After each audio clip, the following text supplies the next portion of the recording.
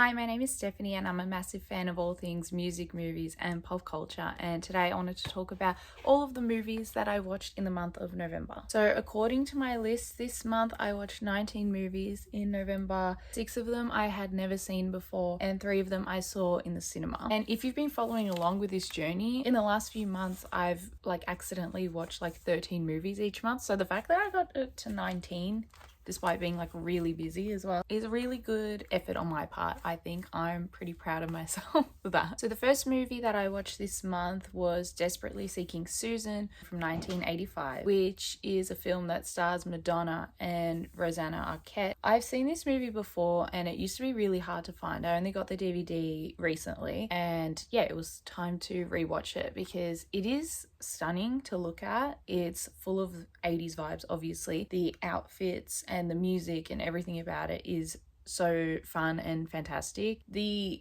story is just a bit fun, but it's also got Madonna singing. Into the Groove by Madonna is part of the soundtrack, so that is also a win. The second movie I watched was Crossroads from 2002, starring Britney Spears. This movie I'd had for a while and something just compelled me to watch it. I think after watching Desperately Seeking Susan, I'm like, I want to watch more female singers in movies, and so I watched Spears in this movie. The opening of this movie is so fun. Spoiler alert, she's literally in her room dancing to Open Your Heart by Madonna, and I think that is so fun, and I think that's worlds colliding, and I think that's so cool.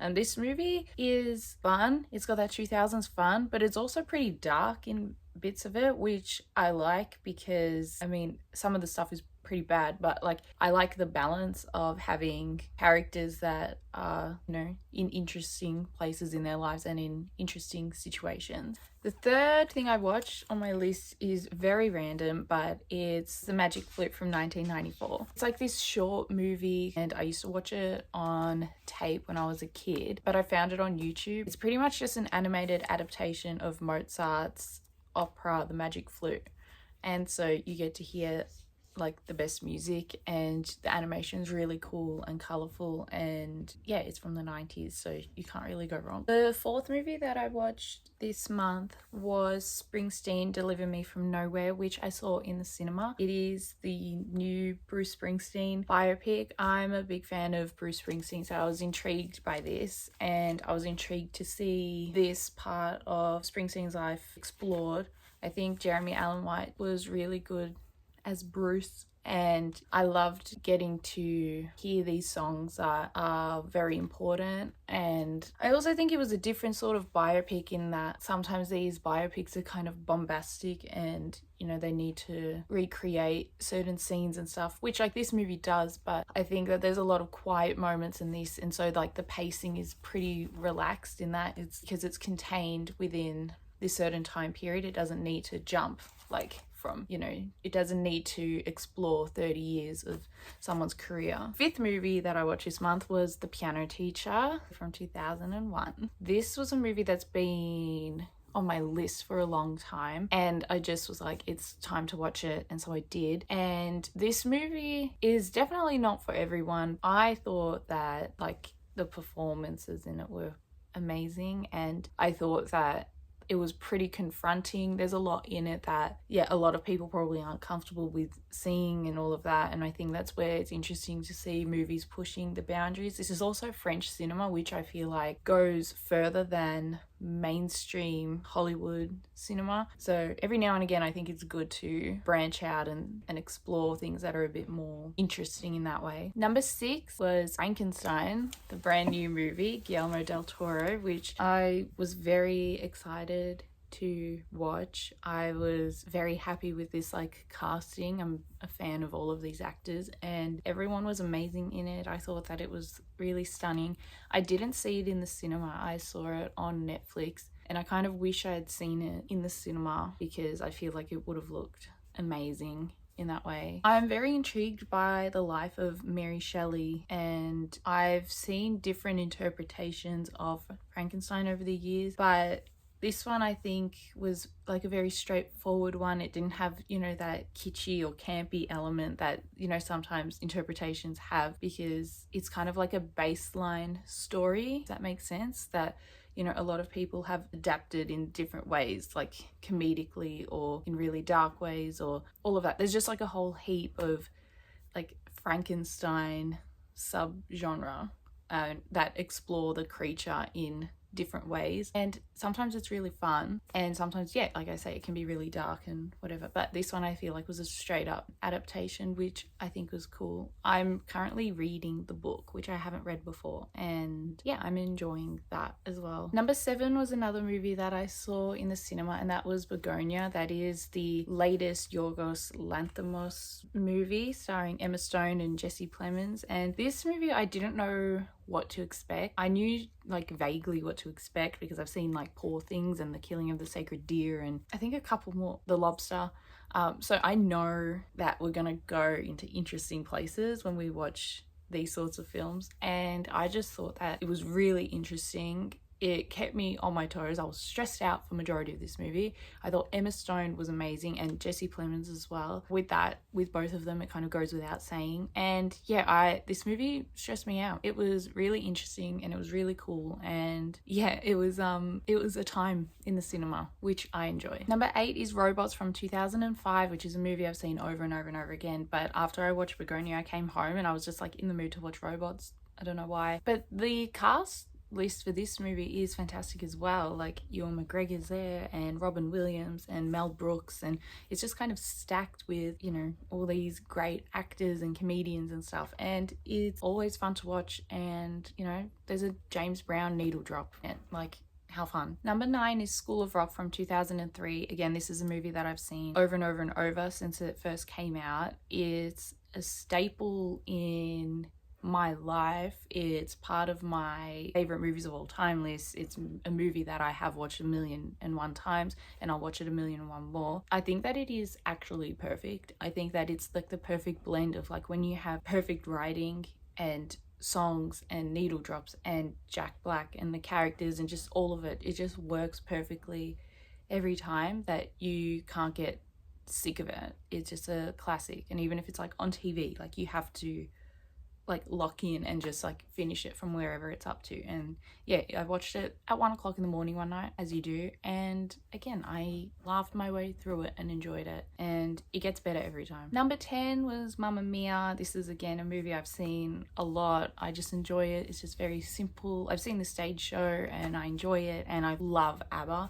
I put this on because I wasn't feeling 100% and I thought it would lift my spirits, and I ended up like having it on like 3 times. Like it just kept replaying, but I was locked in the first time, so I've logged it once. And yeah, Mamma Mia, it's a roller coaster and it's very fun every time. Number 11 is Shrek, which again I watched when I wasn't feeling 100% because I wanted to laugh, and again I watched this about 3 times because I was like in and out of sleep during it. But again, I've seen this so many times and it just gets better all the time. Again, the cast of Shrek is fantastic in general, and then the jokes and the way it's written and everything about it, I think, is just so engaging, and it's funny and it's fun. And as you watch it, you know, this movie is nearly 25 years old, which is kind of crazy. It just ages so well and it's so fun every time. And I think that with all of these movies, I think that they're all so great. But yeah, like the first one, to set it all up and everything, is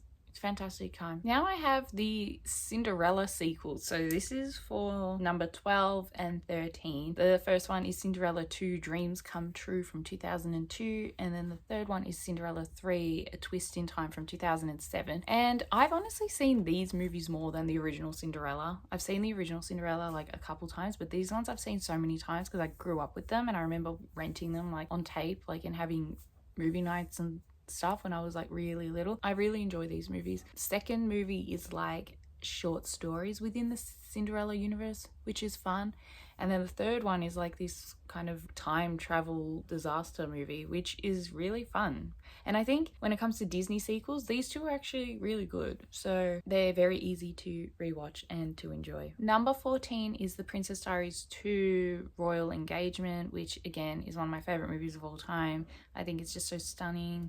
Everything about it is important to me. I'm a massive fan of Julie Andrews and Anne Hathaway, and I love the Princess Diaries world. I love these two movies, and they're movies I can go back to for comfort, and the soundtrack is fun, and the outfits and everything about it is super cool. And yeah, I again needed comfort movies at this point because I wasn't feeling 100%, and so of course I had to rewatch Princess Diaries 2. Number 15 is Fear from 1996, starring Mark Wahlberg and Reese Witherspoon. This movie I discovered when I was like in my teens, so like not that long ago, but it just feels like it's been around me forever. I feel like I've showed it to so many people for some reason, like out of any movie. This is like a thriller movie, I guess. There's some fun scenes in it. The soundtrack is fun. It is kind of a crazy movie. I don't really know how to describe it or what mood you have to be in to watch it, but it feels really grungy too. One of these like 90s movies that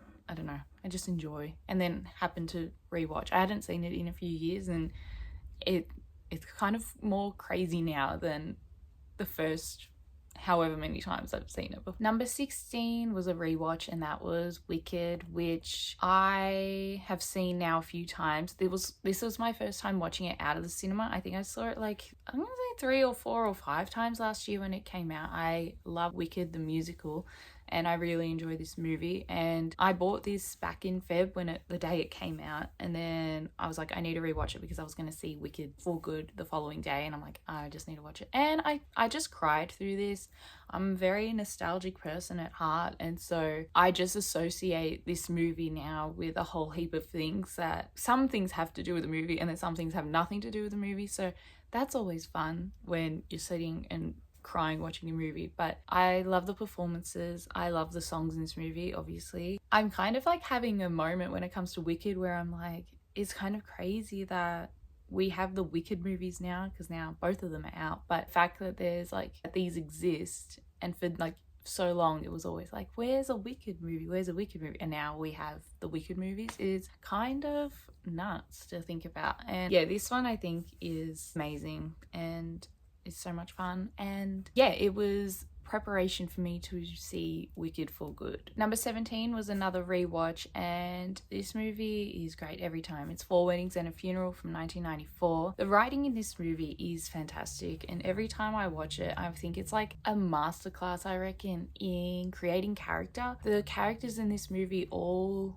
have so much personality and so much happening, and you can latch onto them very quickly. They're very 3D, and I love that about this. I love the needle drop of Love Is All Around. I love just the exploration of like a friend group and these situations, and also it's so interesting, the discussions around love and weddings and friends and all of this stuff. So yeah, this is one I go back to a lot, and I hadn't watched it in a minute, but again, I loved it when I rewatched it. Number 18 was Wicked for Good, which I saw the day before it came out because I wasn't going to have time when it actually came out, so lucky I like locked in and booked those tickets. I enjoyed Wicked for Good. I had high expectations because I'm such a massive fan of Wicked, and obviously the first movie was amazing and did really well and all of that, and for the most part I loved the movie. I really enjoyed most things. There's some things obviously that I was like questioning, but that comes with watching anything. I'm not gonna sit around though and like fault like something like that when I know that so much effort and time and creativity and skill and talent goes into something. But again, like for the most part, I thought that Wicked for Good was amazing. I was very keen for As Long As You're Mine and For Good in terms of the songs, just because those songs are very important to me. And I was so delighted in the cinema when I could sense in the crowd that in this packed cinema that everyone was excited for As Long As You're Mine, and everyone clapped at the end of it, and everyone clapped at the end of No Good Deed as well, which I've never had happen watching a movie in the cinema. I've had people clap at the end of the movie, but never through the movie, like at the end of a musical number. Number 19 and the final movie that I watched this month was Planes, Trains and Automobiles. This movie I watched last night because even though I don't celebrate Thanksgiving. I like to watch it this time of year, and I also like to watch Paul Blart Mall Cop for Black Friday vibes. But I haven't got into it yet. I'm gonna watch it later. That's part of my tradition. But Planes, Trains and Automobiles, obviously comedy classic. You got two comedy legends together, Steve Martin and John Candy, and everything from the soundtrack to the classic scenes and just everything that happens. It's just enjoyable every time, and it's so cozy. And I was even like, when I was watching it last night, I was like, the lighting in this is so good. Like, this came out in 1987, and it has that vibe about it, that comforting movie vibe that I feel like all movies should maintain. Yeah, I rewatched this, and I can't believe it's this time of year where I'm having to rewatch it again. So that's the list of movies that I watched in November. For December, I usually lock in and try to watch as many Christmas movies as I can. There's a lot on my list, a lot of rewatches, and then there's a few that I have but I haven't seen before. So I might just like make a list and attack that throughout December. Thank you for watching this video. I will see you in the next one.